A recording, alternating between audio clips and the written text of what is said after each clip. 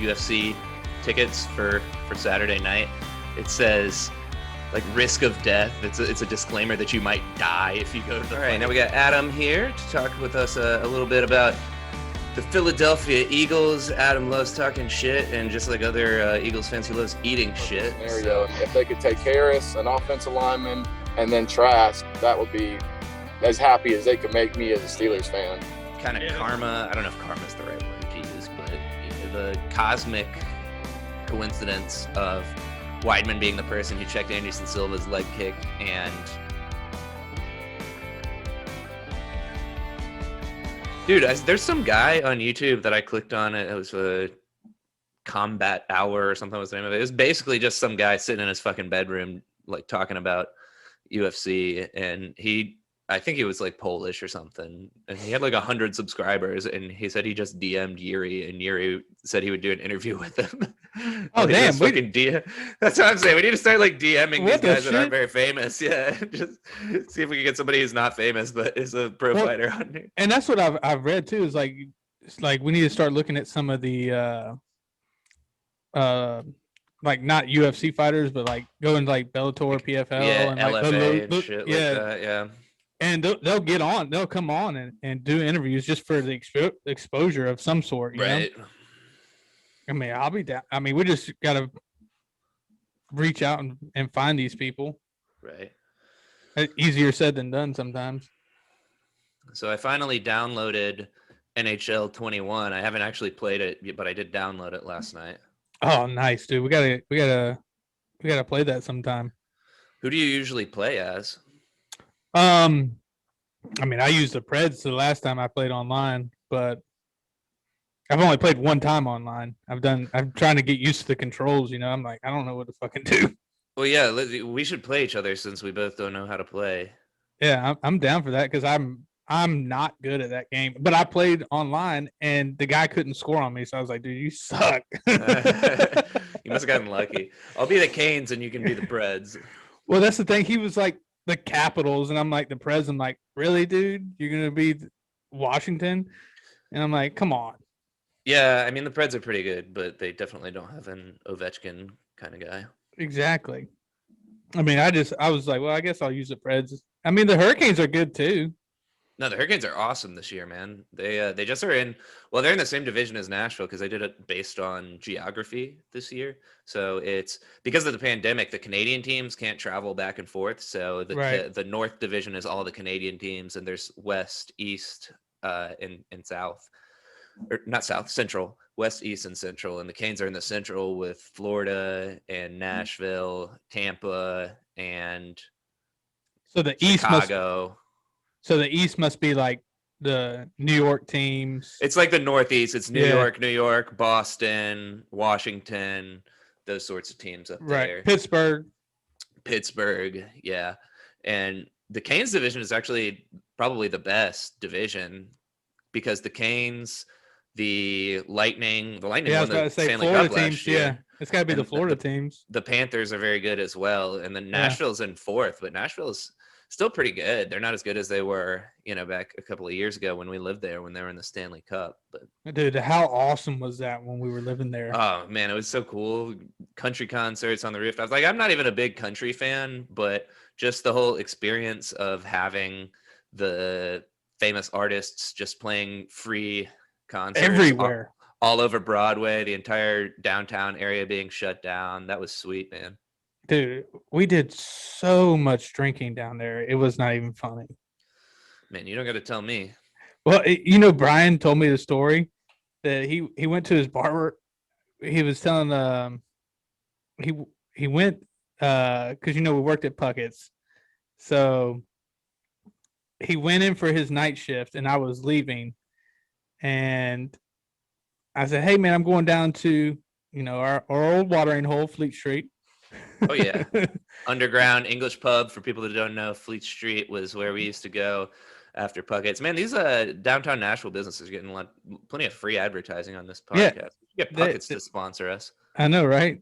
I doubt they will. They didn't. I wasn't their biggest fan. Leave it to Josh to burn the bridges. Well, when you show up, still probably pretty hungover or drunk from the night before. Man, you stayed showing up hungover. We would get to work at 6:30, and this guy would just roll out of bed. You didn't even shower or nothing, man. You would just walk across the street because you lived in that high rise right across the street. Just walk across. Gosh, what was the name of the street that it was on? Well, I lived in the Cumberland. I know, and but it what's the was name of the street? Church Street. Church Street, yeah, parallel to Broadway there. Fifth and Church. That's Fifth and the Church. intersection for Mhm. anybody who's taking a Nashville vacation anytime soon. Yeah, and now they've got that the big high rise up there now. Oh But- yeah, the one that was new that they built right next to you. They had to drill that We- giant hole in the ground. Were you there when that fucking board fell when they were building damn, what the hell's I can't even think of the building there, but it fell and hit one of the coworkers. Oh my god, that's Yeah. terrifying. Yeah, it fell and hit one of the coworkers in the head, and we were outside on the patio drinking. Like we had just got off work, and we were out right by the 201, the table, and sitting right there, and the damn board hit somebody coming down. I mean, he was all right because it Holy hit. crap. Yeah, but it was insane, man. Wow. Memories from Puckett. Crazy shit happening in downtown Nashville all the time. But yeah, we should definitely do like a hockey playoff preview show. The playoffs start on May 11th. So about a week and a half away from that. I've gotten really into gambling on hockey lately. So I'll make don't know sure nothing. to have some pro tips there for the hockey gambling. I've been kind of trying to figure it out because I was never a huge hockey fan until I moved to Nashville, and the Preds are such a big deal there because there's no NBA team.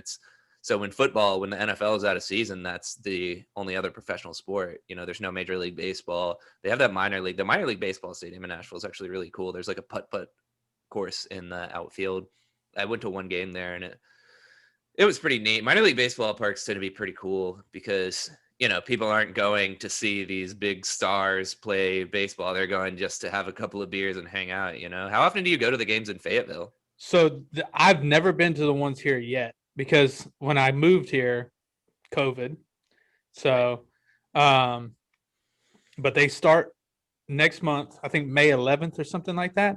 Dude, we sponsor the stadium, so we actually have a box here. So we're gonna go, and I'm gonna take Beckham, and we're gonna go hang out and enjoy it, man. They got a beer garden here. It's awesome. I can't wait for it to open up. They've got like a couple restaurants inside the stadium, so we'll see how it is. I don't know yet. Yeah, that sounds awesome. My dad's actually in Fayetteville right now. Should say hey to him if you see him. Just kidding. You've never met my dad. You don't even know what he looks like. But yeah, he's down I'll there. meet him for a drink. He's down there actually with all his brothers, keeping his mom company. Her husband passed away a couple of years ago, and so he and his brothers, I think, are trying to make sure she stays busy and that they're there to keep her company, so she's not sitting there all alone in her house being good sons, you know. Yep, like you are. Yeah. I moved back because of it. So Not like me. I live halfway across the country from my parents, but they are both vaccinated, and my dad just retired. So shout out to my dad, Mike Sr., for his Shout out, Dad. retirement. Yeah, congratulations to him on his retirement. He and my mom, I think, have been living it up since they've gotten vaccinated, and my mom's retired. They're selling their house and moving down to the beach. So I'm pretty jealous that I'm stuck, 7 hours from the nearest beach, and the nearest beach is Galveston, Texas, which is absolutely nasty. You walk along the beach and you'll get a heroin needle stuck in your foot. Oh, are they moving to Ocean Isle? Holden Beach is in between Holden? Ocean Isle and Oak Island for our North Carolina beach fans out there. Yeah, I love around that area. My mom was looking for a place down in Ocean Isle, but I mean, it's just so expensive right now, man. It's ridiculous. Well, they're selling their house in Davidson so that they can get down there, and the Davidson College is actually buying it, so they didn't even really have to put it on the market. Oh, nice. Because Davidson, what they do is they buy the house and then they sell the house. They do, I think it's called like a land lease or something. My mom was telling me, you're a real estate guy. So the college will buy the house and the land, and then they'll sell the house to professors that they hire at the college. Yep. They'll keep the land so that it's a good deal for the professors. The house appreciates, and then the professors, when they leave, are able to sell the house and make money off the house while the college, they basically sell it back to the college, and the college still owns the land, so that's appreciating as well. Yep. So it's an interesting scheme that they've got going on there in Davidson. But it is Thursday, April 29th, day of the first round of the NFL draft. I think we're going to try and test out our ability to do a live YouTube show, probably for the first 10 picks or so, certainly until the Panthers pick. I don't know if we'll stick around there the entire first round, because that'd be a long time to be running our mouths as much as we like to talk and hear the sounds of our own voices. But yeah, so that'll be kicking off. I believe it's 8 o'clock Eastern tonight, and I think the Panthers probably be picking, probably about an hour after it starts. I think they get 10 minutes per pick in the first round, but the first several picks don't usually use that amount of time.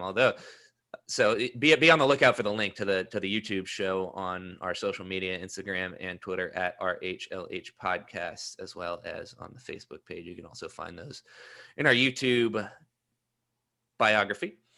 But what has happened since our NFL draft preview show on Tuesday is the Panthers have traded Teddy Bridgewater. And Josh and I were arguing over texts all night on Tuesday about whether the Panthers would take a quarterback or whether it was feasible. So not so much whether they would actually take a quarterback, but whether it was a good idea or feasible, makes sense for them to. And Josh said that they would not, because they had Teddy Bridgewater on the roster and that they could be dedicating 3 roster spots to quarterback when you only need to have 2 on your roster in the NFL.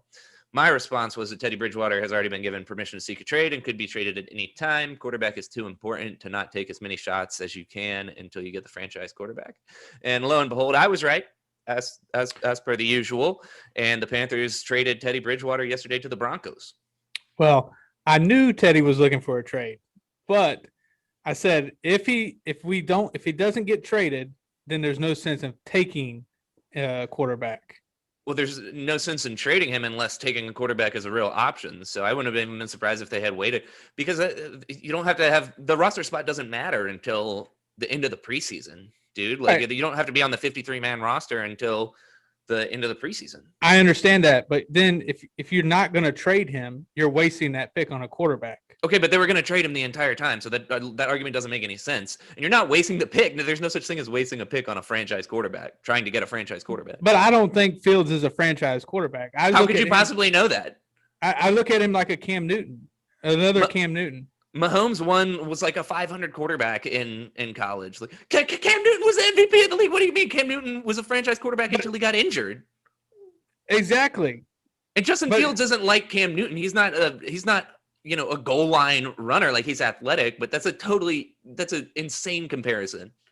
It's not insane. They're built the same. They're built the same way. What are you talking about? Fields is a better thrower than Cam. I will give him that. But I mean, I don't see him being one of the top quarterbacks in this draft. Dude, nobody knows. Tom Brady's the greatest quarterback of all time, and nobody saw him being the best quarterback. Tom Brady went in the 6th round of the draft. That doesn't make any sense. I understand what you're saying, but me personally, I'm based on saying what? Me personally, on my own opinion. Of what? What are you basing that opinion on? You just don't feel like you like Justin Fields? I mean, listen, I think he's going to be all right. I don't think he's going to be. No, but what quantifiable evidence are you basing that on? Just from college, just from seeing him in college. What from college? He had 2 good games. He in the semifinals. What are you talking about? He had a ton of great games at Ohio State. The Big Ten is a joke. We all know this. The Big Ten is one of the better conferences in college football. It's a lot better than the ACC. They've won 1 championship. Okay, other than Clemson, the ACC is garbage. The Big Ten at least has some depth. Florida State was dominant before Clemson was. I mean, that's true. When they had Jameis Winston, they were pretty good. But that's beside the point. When he matched up against Alabama and Clemson, who are irrefutably the 2 best teams in the country, he had great games. Yeah, I mean, he did good. I'm not saying he was fighting through like a rib injury. Do you know how painful that is? Like, I just said he had 2 great games. No, he had more than that. He had 2 bad games is the problem, and that's what people are judging him based on, is 2 bad games. I'm not judging him off those games. I'm judging him off the games that I've watched him in. Okay, so what did he do specifically in those games that makes you think he's not going to be a good quarterback? There's nothing that he did specifically that. Yeah, you don't know what you're watching. None of us knows what we're watching, man. He looked good for the way he was hurt, obviously, so I can't make a judgment off of that. I just don't think he's going to fit into the scheme that Carolina wants to play. Based on what? Based on what? Based on what I see from Carolina, they want short passes. They want an accurate quarterback. Justin Fields is an accurate quarterback. All right, whatever. Take Justin Fields, and then we'll lose again. You think Sam Darnold is so much better than Justin Fields based on what? Like you think that Justin Fields' career in college was worse than Sam Darnold's, indicates that he'll be worse than what Sam Darnold has done actually already in the NFL? Sam Darnold played for the Jets. That's a fucking joke. Yeah, but he was terrible for the Jets. How is that his fault? He literally had nobody to block for him. Nobody. That offensive line was garbage. My point is, you're making all these excuses for Sam Darnold, but you won't even consider picking a guy who has great tape from college. If they pick him, I'm not going to be upset about it because it's not like we don't need another quarterback after trading Teddy. My point is that we don't know what we're watching. NFL talent evaluators, people who spend year-round watching these games over and over again, breaking down this tape, go to these pro days and stuff, they don't know what they're looking at. Tom Brady goes in the 6th round. Russell Wilson goes in the 3rd round. Patrick Mahomes falls to the 15th spot or whatever. Deshaun Watson went 14. No, Russell Wilson was a 3rd-round pick, dude. Aaron Rodgers falls all the way to the end of the 1st round. Lamar Jackson falls all the way to the 1st round. Freaking, what's the guy's name on NFL? Bill Polian, the former general manager, multi-time general manager of the year. He thought that Lamar Jackson should be a wide receiver, man. And you're out here based on literally no evidence, based on your gut, telling us that Justin Fields isn't going to be any good. Like, just listen to how ridiculous that sounds. I'm not saying he's not going to be any good. That's exactly what you're saying. I'm saying he's not going to be a franchise quarterback. There's a difference. That's all that matters then. That's all that matters. Okay. You can be good and not be a franchise quarterback. Is Lamar Jackson a franchise quarterback? No, I don't think he is. Oh my God, you're out of your mind, man. You're so God. I guarantee I can't talk about this. I'm not going to do this Lamar anymore. Jackson doesn't win a Super Bowl. That doesn't mean he's not a franchise quarterback, dude. Then what specifies a franchise quarterback? Is Dan Marino a franchise quarterback? Was Dan Marino a franchise quarterback? Absolutely. Did Dan Marino win a Super Bowl? No, but it doesn't matter. No. Well, then your argument is I just poked a hole in your argument, man. Like Dan Marino, you're not basing this off of any facts or evidence. You cannot compare Dan Marino and Lamar Jackson. Of course you can. How? Because you're saying that you need to be a franchise to win a Super Bowl to be a franchise quarterback. Dan Marino was one of the best passers to ever play the game. That's what you do as a quarterback. So you throw the ball. Lamar Jackson cannot throw the ball. Yes, he can. What are you talking about? He's one of the more accurate quarterbacks in the league. Oh, no way. Lamar Jackson's very accurate, dude. Because he throws it 3 times a game? It doesn't matter how many times if you win, it doesn't matter how many times you throw it. Like, yeah, he's not a prototypical drop back quarterback, but I mean, and neither is Patrick Mahomes. Patrick Mahomes is running around all the time. Their offense is different and he throws more, but you can be a franchise quarterback without throwing the ball 40 times a game. No, but the majority. Tom Brady's not even throwing it 40 times. Well, he was in the playoffs, but I mean, would you rather have Russell Wilson or Lamar Jackson? Russell Wilson, but that doesn't mean Lamar Jackson's not a franchise quarterback. Okay, would you rather have Joe Burrow or Lamar Jackson? Lamar Jackson. No.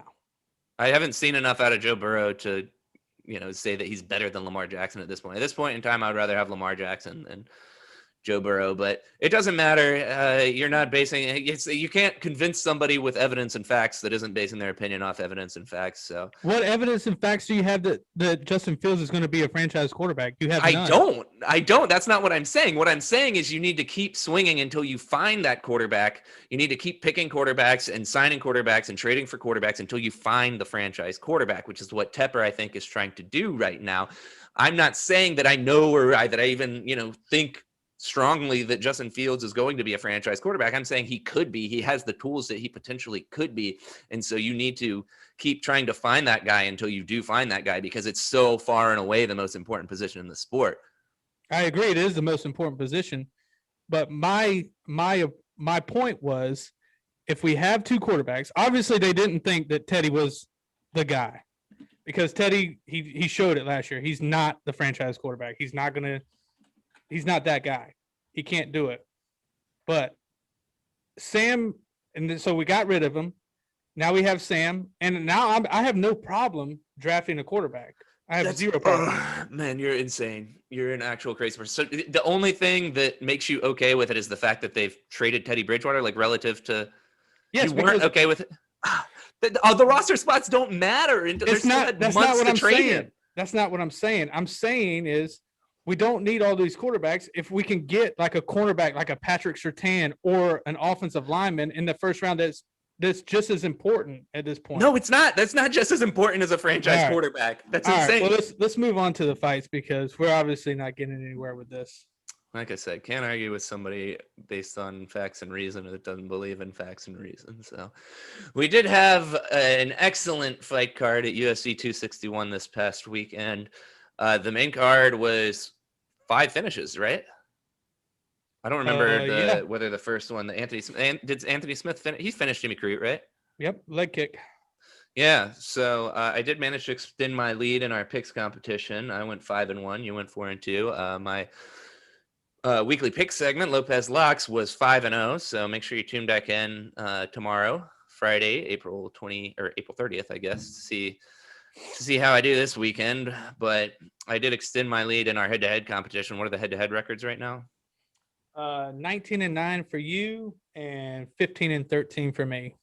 Extended it by 1. Nice. So, man, yeah. Anthony Smith getting back in the win column. Uriah Hall and Chris Weidman, that was absolutely disgusting, man. God, that was wild. The kind of karma, I don't know if karma is the right word to use, but the cosmic coincidence of Weidman being the person who checked Anderson Silva's leg kick and then being the one to break his leg in the exact same way on Uriah Hall's kick check was pretty insane. Man, I've never seen that happen back-to-back fights like that with an injuries like that, like with the leg, with Anthony Smith just hitting the nerve, and apparently I guess it wasn't a nerve, it was the knee, is what Dana White said after when he went to the post-fight press conference, that I guess Jimmy Crute's knee was actually messed up from it too. And then seeing Chris Weidman, just God, that was brutal. I mean, it wasn't the fact that he snapped it. It was when he went to go step back on it and it just went out from underneath him completely. Was probably one of the worst things I've seen. Yeah, it was absolutely disgusting. And that just shows you how intense these guys are and how much adrenaline is going through your system when you're fighting like this. When, he didn't even realize that his leg was snapped in half until he stepped on it and it just totally collapsed. That was so nasty. Yeah, that was by far. I think it was worse than Anderson Silva's. That's that could be his career, man. He could be done. Yeah, because Anderson wasn't the same after that. I mean, Weidman's already been injured too, so yeah, I hate it he's for probably him. Done. Yeah, I mean, it definitely sucks. Uriah Hall obviously felt really terrible. Felt really terrible about this. But speaking of the post-fight press conference, did you see that Dana White is he's threatening to ban the Las Vegas, I don't remember the name of the paper, the Las Vegas newspaper organization. Like, I don't remember exactly what the reasoning was, but he's basically step-by-step banning journalists who cover the sport objectively about anything other than the fights. Yeah. I heard a little bit about it. It was at the very beginning of the press conference. I wasn't really paying too much attention at the beginning because normally it's just reading the numbers off. But I heard something that somebody wrote something about it, and he was like, "Well, I can write anything," and all this other stuff. I was like, "What is he talking about right now?" No, he doesn't want coverage of anything other than the fights, and so that's part of people. Some people think Ariel Helwani's job at ESPN could be threatened by Dana White because ESPN and UFC now have this partnership, and everybody who follows the sport knows that Ariel Helwani, that Dana White has beef with Ariel Helwani. I don't think Ariel particularly cares what Dana White thinks of him because he's a reporter, right? He's covering the sport, and I think the thing that the Las Vegas newspaper wrote was something about the full capacity crowd being potentially irresponsible or something like that. And that's their opinion, but they're allowed to have an opinion. If you're trying to bring your sport mainstream and make more money, then I don't understand why you would want to suppress journalism. Yeah, but I understand that. But are they going to be bitching and complaining when the Conor McGregor and Dustin Poirier come in there and all those fans are there and all the money comes in through there? Well, I think you're conflating the financial aspect with the social aspect, because they're not saying that it's not good for the economy of Jacksonville. They're saying that, and I think probably what they're saying. I don't know. I don't know exactly what it is. Right, but if this is the case, which I think it is, if I remember Dana's comments correctly, then they're basically saying they're just giving a social opinion, basically, which they should be allowed to give opinions on the sport and on the things surrounding the sport without being threatened with revocation of their credentials by the president of the company. Yeah, I mean, I don't know what I don't know what it said, so I don't really want to speak on what I don't know. Well, but look at the history with Ariel Helwani. Even like it's literally now they're a private company, so they're allowed to do this, but it's basically suppression of free speech. Yeah, I know some of the things that happened with Ariel is he broke news that Brock Lesnar was coming back before the UFC could release the information. And so that's where it all started from. So what? He's a reporter. That's his job, is to break news. I know this. I'm just giving you background information on he's getting that'd be like Dana White getting mad at you for talking about this in a podcast. Like, yeah, I mean, this is. Listen, we've had this conversation about Dana, even with John Jones and all this shit. I mean, it's an ego thing. That's all it is. Yeah, I mean, it's not a good look. It makes him look like a person who doesn't support journalism and free speech, basically. So, whatever. I'm still gonna watch the fight, so I don't care if the Las Vegas newspaper is allowed to cover it. I just, I think it's wrong. But anyways, Thug Rose managed to pull out the victory. I did pick her. Valentina won the other fight pretty decisively. I don't think we really need to talk too much about that. Valentina is still great. I don't know if you want to see her fight Amanda again. Do you want to see that again a third time? At first when it happened, I told you that's what I wanted to see, and that's the only thing I wanted to see. But as I go into it now, I'm like more, the first two fights. I mean, I looked at them. Amanda won those fights. I just don't let Valentina be Valentina. Let her dominate and just make a name for herself. And if they both want that fight, I mean, I'm not going to complain. I love that. I think they're the two best women in the world, hands down. No question. And Valentina's that was definitely Amanda's hardest fights, both of them, without question. I mean, I say Valentina just keep destroying girls until, I mean, I don't know how much more Amanda's going to have left in the tank either. I don't know if she wants to keep beating up girls and right. I don't know. I mean, I would rather see Valentina kind of make a name for herself like Amanda's done, Well, I don't know. I think it's harder for her because she's from, the other side of the world. She's from like Kyrgyzstan or Kyrgyzstan. See, I don't even know how to pronounce the name of the country that she's from. Whereas Amanda's from Brazil, which is a huge country, and she's a 2-division champ. And I don't know. I don't know how much it is, how much the issue is whether she has any left in the tank, so much as it is, does she really have the desire to keep not being challenged in any way, shape, or form? Yeah, I mean, and Valentina kind of old eventually. Yeah, I mean, you're just playing with these girls now. It's like playing with your food, essentially. She's just messing with them. And Valentina kind of showed that with Jessica Andrade. I was like, oh, you think I can't wrestle? Watch this. Amanda Nunes is the killer whale in the National Geographic special that's tossing the seal into the air and bouncing it back and forth before it eats it. Right. But yeah, I mean, it'd be fun. It would be fun, but we'll see. We'll see what next. I really wished Whaley could have won, but hell, if Rose can make that weight, I wouldn't mind seeing Rose and Valentina go at I it. think she's too small. Yeah. But I wouldn't mind seeing her and Whaley go at it again. You know, anytime that there's a, I mean, it doesn't matter if it's a finish or a decision, but anytime the champ loses and there's not a ton of other competition in the division, I guess that's probably the deepest division in the women's side of the sport. It's certainly the most interesting, right? Because there's actually competition at the top now. So I wouldn't mind seeing Jessica Andrade maybe go back down there and then get a rematch between Whaley and Rose and see how that turns out. See what they've learned from the first time around. I really want to. I think Mackenzie Dern's done enough to get a title shot. I would love to see her go against Rose. I think that's an interesting matchup for Rose. I think Rose still gets it done, but she can't go to the ground with Mackenzie.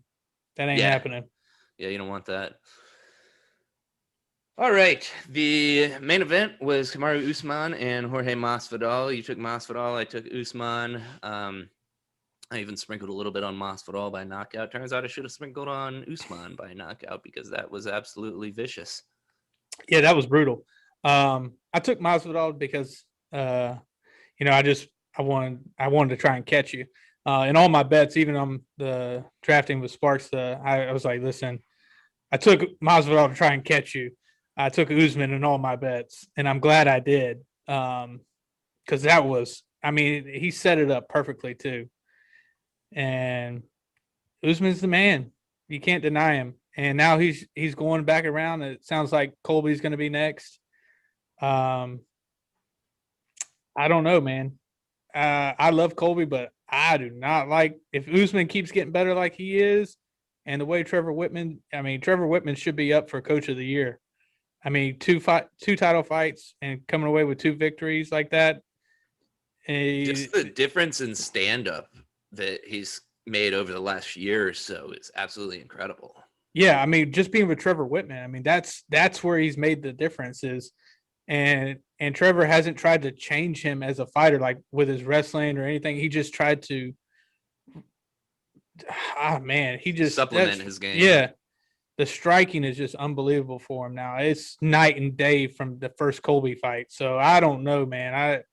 I favor Usman going into that. Oh, absolutely. He's already finished him. Like, I know you are a big Colby fan, but I really don't think he has any sort of chance. So they did announce either yesterday or today, they announced Wonder Boy versus Gilbert Burns. So I think the winner of that fight is next in line after Colby, I would suspect. Yeah, because, man, I just don't see how you can give a title shot to Leon Edwards if he beats Nate Diaz. I mean, that's Leon Edwards. I mean, well, he's going to be the only guy left eventually. Yeah, I mean, he will be, but I mean, I don't think Colby deserves another shot right now. Like, he beat Woodley, so what? Woodley just got cut. I think did he get cut? Yes. Burns is a better matchup for Usman than Colby is. He's more powerful. I've told you this before. I want to see Wonder Boy. I want to see that. I want to see that. I know, but now they've already announced that fight. So I mean, I think they should have had Colby and Leon fight each other, or Leon and Burns, somebody like that, because I think Leon needs one more fight to get a title shot. I mean, he's the only guy left though, except for Wonder Boy. Right. And with Wonder Boy, man, he's got great takedown defense and the best striking in that division, hands down.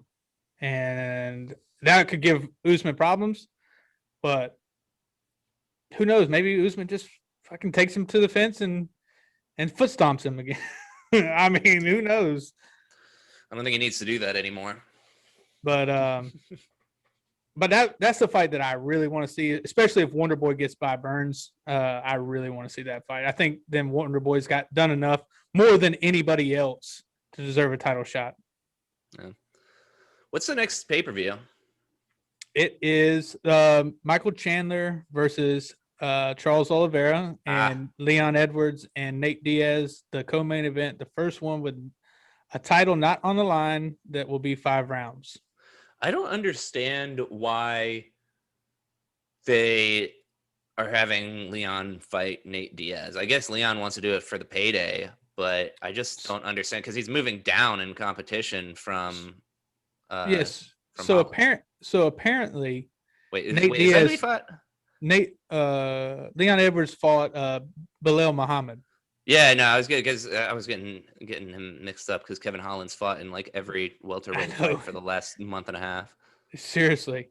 But Nate Diaz actually called Dana White and said he wanted to fight Leon Edwards, apparently.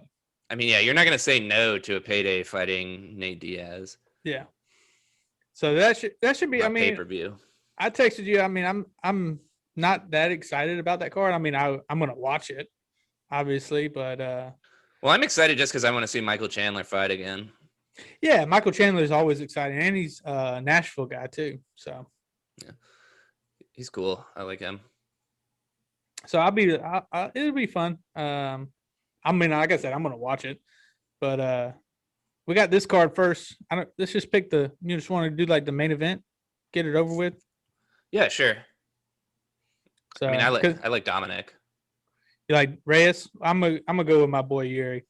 Yeah, you Prochazka, the knockout artist, and Dominic Reyes. Dominic lost to Jan Blachowicz the last time out, so he's really racking up the Polish opponents here. That's Prochazka's Polish, right?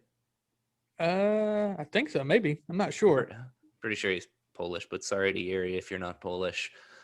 Yeah. So Reyes took an L to Blachowicz in the fight for the vacated light heavyweight title. Reyes, a lot of people, I know you're one of them, thought he beat John Jones. I was concerned that he beat John Jones as well. I had money on John in that fight a couple of years ago. I think it was one of the last fights before the pandemic started in 2020, I believe, if I'm not mistaken. That wouldn't be the first time I've been wrong. And so Reyes, I just like him to he's the best opponent that Yuri has fought by far, and I just think he'll be a little bit too athletic and a little bit too wily for Yuri to catch him with one of those powerful punches. Yeah, I mean, as an underdog, I love Dominic Reyes in this fight. Like as far as betting goes, we touched on that a little bit through earlier. You just texting through it. And one thing that does concern me about Yuri in this is he gets hit, man, because he's always hands down, and he's got a weird style it's like I watched the Volkan Ozdemir fight, which was his last one out there. And he really didn't have anything to lose with that being his UFC debut too, at the same time. And Ozdemir being ranked 6 at the time and Yuri coming in. So Ozdemir had more to lose in that fight. And I mean, he tagged him quite a few times. Destroyed him. Yeah. I mean, well, Ozdemir tagged. You're talking about Ozdemir. Yeah. He tagged Yuri a couple times. Yeah. He did get the knockout in the fight, but man, and it was a brutal knockout. It was, yeah, that's what I was saying. It was brutal. It was brutal, but man, if you get hit by Reyes like that, it's different too. Reyes isn't a small light heavyweight by any means. And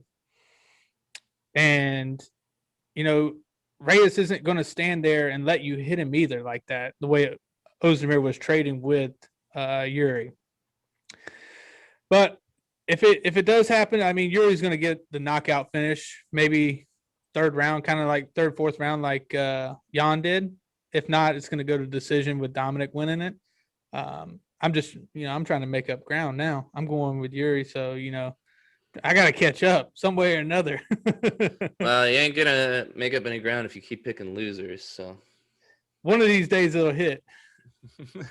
One of these days it will. The question is, will it be enough? The answer, probably not. So we'll see. Well, anything else you want to get to UFC wise? I know we got Kentucky Derby this week, and you wanted to talk a little horse racing. Yeah. I mean, it's fun. I mean, I'm gonna watch it. I don't have any bets for it specifically. I just looked at all the numbers.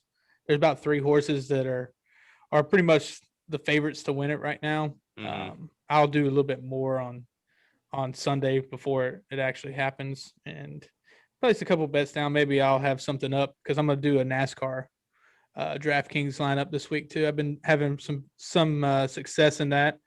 Uh, Maybe get my cousin on. He's a NASCAR expert who has been helping me out through this. So get me positive on my money line for Are you my talking about? DraftKings. Are you talking about Harrison? No, Justin. He Different lives in cousin. he lives in Germany.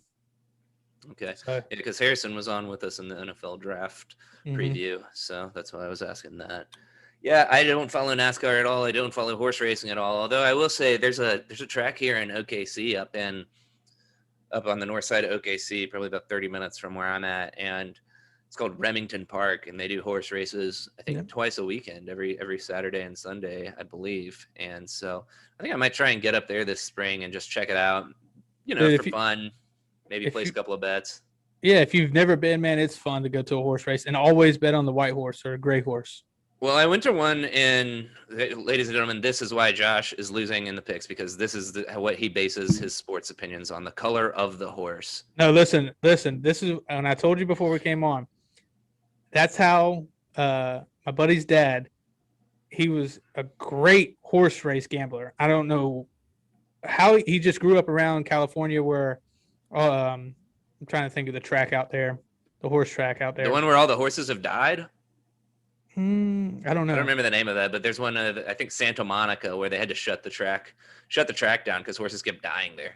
Probably because they were shooting them with all the shit in the world. No, I think they were breaking their legs on the track. Damn. Yeah, they wouldn't have shut the track down for what you're talking about. But anyways, he always anytime a great, we were in Vegas and he'd be like, "Oh, there's a gray horse. I'm betting on that." And sure as shit, the fucking horse would win every single time, just about. And I'm like, "What the fuck are you talking about?" He's like, "No, it's just you can just see it in their legs." I'm like, "See what? I just see horses. Like, what are you talking about right now?" But yeah, I mean, I'd say at least 70% of the time, the damn fucking horse would win. I think you're romanticizing that. That's like saying Justin Fields is going to be a great quarterback because Listen, he drop the has a Justin great quarterback, Fields shit. great helmet Drop at Ohio it. State. Drop And that shit. so- Nobody wants to hear it anymore. Anyways, if you're looking for actual like evidence-based picks, listen to me. If you're looking for picks based on the color of the horse, listen to Josh. Anyways, not to take too many shots at Josh here, even though I am dominating him in the picks challenge. I will say that It's easy to win when you pick favorites all the time. I picked Rose. Rose is an underdog. Hall was an underdog. Randy Brown's an underdog. I just picked the smart picks, man. Hall was not no damn underdog. He was a Sure favorite he now. was. Uriah Hall he opened as the underdog. Weidman was Right. -130. Hall was +110. That is an underdog, my friend. I have been to a horse race, though. I went to Carolina Cup in South Carolina. It's near That's Columbia. We're in college, and we all got rented like a party bus, and we're able to drink on the bus on the way down there. It's a few hours, I think 3 hours or so from Raleigh, and we all hopped on the bus and went down there and partied the day away, and that was a great time. So I definitely want to make it up to a horse race this summer for sure, at least one. Yeah, horse races are fun, man. I love going to them. I haven't been in a while. I haven't been since I went to the Kentucky Derby, so I mean it's been a long time. Remember that time that Wes Welker was on ecstasy at the Kentucky Derby? Yep, I sure do. What a wild God, time that was. Wes Welker, wow. I ain't heard that name in a long time. Yeah, he was out there all sweaty and handing out $100 bills to people. Damn, I wish I would have been around there. I know, right?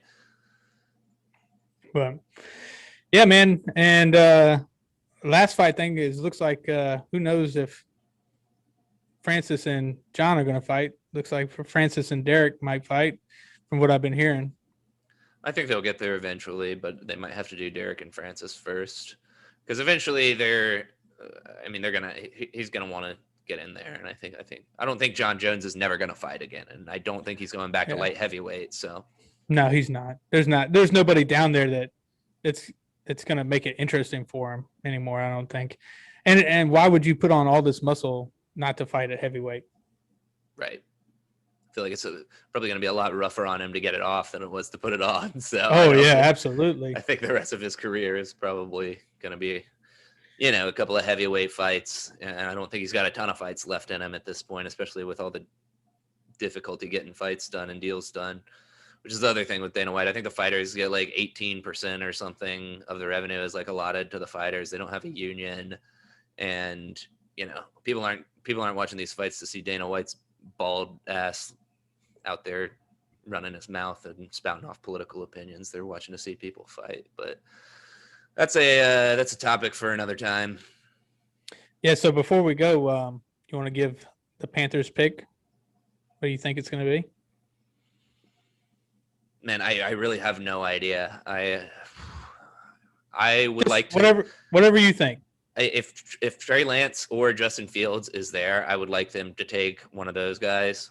If they're not, then either trade back to one of those teams that wants a quarterback, 15, 12, something like that, New England or Philadelphia, and see if you can get an extra first-round pick out of that. If you can get an extra first-round pick for next year out of trading back 5 or 7 spots, I would say go ahead and do that. And this is a deep offensive line draft, and just take an offensive lineman, even if Rashawn Slater is not there. Penei Sewell is definitely not going to be there at 12 or 15 or anywhere like that, but Rashawn Slater could potentially still be there, and there's a couple of other good offensive linemen. So if not one of those two quarterbacks, offensive tackle. Yeah, I like the idea of trading back. I mean, especially getting another first rounder for next year. And then I like getting Patrick Surtain, just for me, shoring up that secondary. We've got some rushers, and another topic that we didn't hit on for the Panthers is I think they run a 3-4 defense now. If I'm not mistaken, I think they switched it last year to that. No, they were doing a 3-4 with Rivera. In Rivera's last year, they switched to a 3-4, and I believe they're back to a 4-3 now. Okay. Well, either way, I still like maybe even getting Micah Parsons and getting a linebacker helping out there. I just think you can always get better on defense, and it's not a bad way to go. Is drafting defense. If they're going defense, they need to take Surtain. They need to take a corner or secondary player if they're going defense. Because I love Surtain. Linebacker's not a valuable enough position, and they already have Shaq Thompson. Yeah, I mean, I love Shaq, and then and I love Burns on the outside too. You know, I love our defense, the way it's looking, and Brown up front, and then just getting that guy, that lockdown corner in Surtain. Right. I just think that helps us so much on the defense. So, but I would love for them maybe even trade back like with a Philadelphia or with a New England, and maybe get, if not Surtain, get like a Farley or Fairley or whatever. I would suspect Surtain would be gone by then. And that's the thing. Like, Farley sat out an entire year. Justin Fields, if he had sat out a year, Justin Fields would probably be going to New York. It's funny. Yeah, I know, right? It's funny how that works out. People are putting more stock in those 2 bad games than they are in what he did in the college football playoff. But it should be interesting, though. It will be. Yeah, so we are going to try and do a live YouTube show for the first 10 picks or so. So see if you can hop in there and check us out. As always, follow us on social media, subscribe, leave us comments. If you want to be on the show, send us a DM or on social media, and we'll see if we can get you on if there's something you want to talk about. So it's been real, and we'll see y'all tonight. See you, man.